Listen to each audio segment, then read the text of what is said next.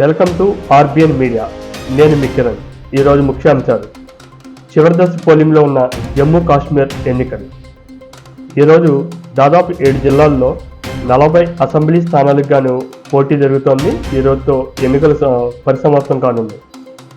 370 article రద్దు తర్వాత ఇవే ఎన్నికలు కావటం ఏ పార్టీ గెలుస్తుంది అనే ఉత్కంఠంతో ఉంది.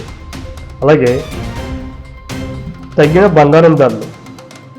నిన్నటితో పోలిస్తే ఈరోజు స్వల్ప మార్పులతో బంగారం ధరలు తగ్గినాయి.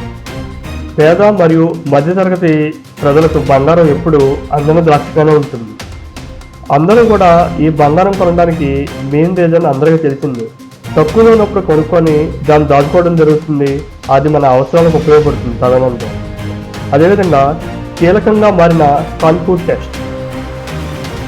ఇప్పటికీ ఇది రెండో టెస్ట్. మొదటి టెస్ట్ అందరికీ తెలిసిందే, భారత్ ఘన విజయం సాధించింది. రెండో టెస్ట్ 2 రోజులు దాదాపుగా వర్షం అంతరాయంతో ఆట అంతరాయం జరిగింది. ఈ రోజుతో లాస్ట్ డే. ఈ టెస్ట్తో WTCకి ఎన్ని పాయింట్స్ వస్తాయి భారత్కి అనేది చాలా ఉత్కంఠంతో నెలకొని ఉంది.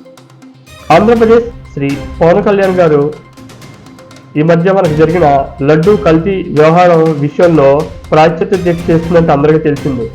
ఈ నేపథ్యంలో